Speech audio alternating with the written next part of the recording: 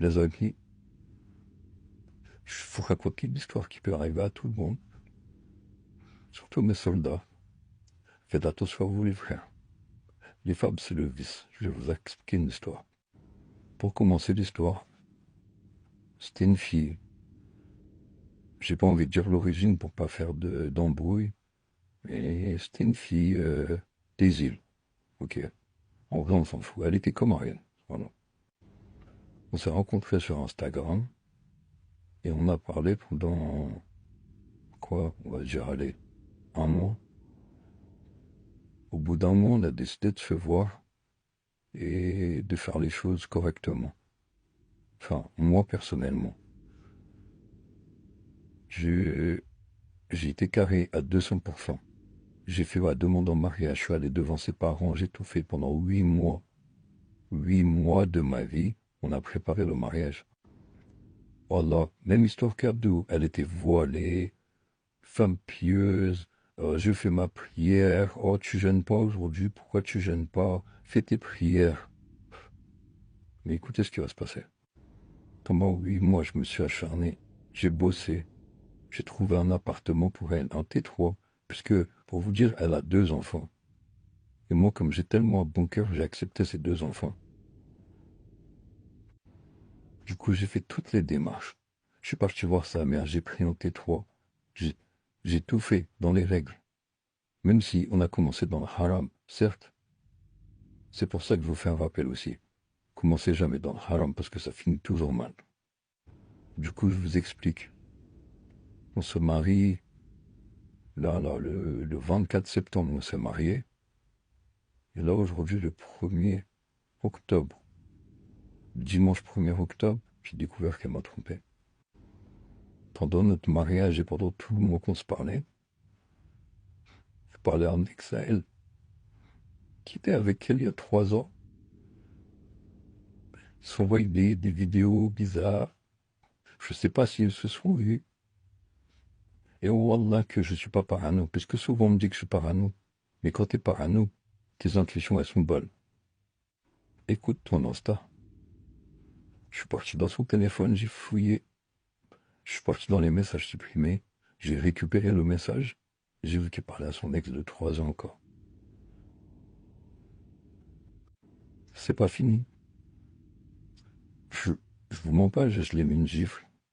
Je lui ai mis une gifle, je l'ai tapé. Et je regrette parce que c'est pas normal de faire ça. Mais comprenez ma haine qui est en moi quand je l'ai découvert. Il s'est passé plein de péripéties. Je peux pas tout vous expliquer comme ça, mais c'est une folie. Bref, le temps se passe. De base, je devais retourner là où j'étais, dans ma ville de base, puisque je me suis déplacé, j'ai pris un train pour venir. Là, je suis à l'hôtel. Maintenant, je devais reprendre mon train parce qu'on s'était embrouillé. Je décide de rater mon train, je décide de prendre sur moi. Et j'ai honte, Wallah, j'ai honte. Je décide de prendre sur moi et de repartir la voir pour essayer d'arranger les choses, puisque c'était un mariage dans le halal. On avait vu l'imam, on avait tout fait bien dans les règles. Et son oncle m'a dit, essayez de mettre les cartes sur table, d'expliquer ce qui s'est passé. Je suis parti, on s'est expliqué. Elle m'a promis, oui, je suis désolé, c'est le seul. Vous vous rendez compte? Elle me disait, ouais, on va se marier, t'es mon homme. Et elle disait, un autre mec, ouais, t'es mon homme, t'es le meilleur homme de ma vie, t'es, t'es, t'es tout pour moi, tu seras jamais mon ex, tu resteras toujours mon homme. Ces messages m'ont tué. Je décide de prendre sur moi. Je veux dire que c'est fini, que on met tout à plat. Le soir, encore un instant, je me dis non, c'est pas possible qu'elle parle que ce mec-là. Je repars dans les conversations supprimées. J'actualise tout, je récupère tous les messages, parce qu'il y avait d'autres messages, mais j'avais pas calculé. Je récupère tous les messages. Et là, je vois quoi? Sa nana, copine, je me dis, ah ok. Et non, mon instinct, il m'a dit non, va voir sa nana. Je rentre dans la conversation. Je rentre dans la conversation. Je vous jure, j'ai vu parler à d'autres mecs. Oh, j'ai envie que tu sois dans mon lit. Oh, ça, c'est la photo, oui. Après la vidéo préférée que tu préfères, mon amour. On se voit demain matin, quand lui, il partira. en parlant de moi. Et je vous dis, les femmes, c'est un chétan. J'ai jamais autant eu de la peine de ma vie. Faites attention à ce que vous faites, les frères. Faites vraiment attention. Choisissez la bonne personne, parce que je vous jure que ça peut vous détruire. J'ai basé toute ma vie en fonction de elle, de ce qu'elle voulait. J'ai tout fait. Je lui ai tout acheté, tout donné. Et au final, pour se retrouver trahir comme ça. Je sais que je suis pas un saint. J'ai fait du mal dans ma vie. Mais j'ai pas demandé ça. C'était juste un peu pour vous expliquer l'histoire. Maintenant, je vous laisse dessus méditer.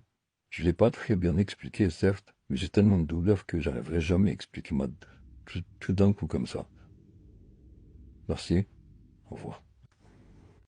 Mais le pire dans tout ça, c'est que la personne, elle te regarde dans les yeux, et que te dit je t'aime, qui te dit que t'es sa femme, qu'elle te dit que y a que toi, alors qu'elle disait ça à plein d'autres mecs à côté.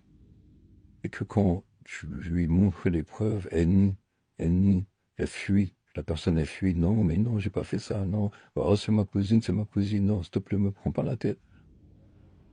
J'étais avec sa mère, tout. Ça m'a viré de chez eux. Mais bon, on va pas en revenir dessus. En tout cas, on est des bonhommes, on va s'en sortir. C'est pas la seule meuf sur Terre. J'espère qu'il y a encore des meufs bien. Après, il n'y a pas toutes des putes, certes. J'espère encore qu'il y a des meufs bien. Mais en tout cas, sachez aussi que le voile, ça veut rien dire. C'est pas que tu portes le voile que t'es une pieuse. C'est pas que tu portes le voile que vas-y. J'ai pas envie de débattre dessus, c'est pas un débat à lancer. Je voulais juste vous expliquer. En tout cas, merci de votre attention. Merci beaucoup. Ciao.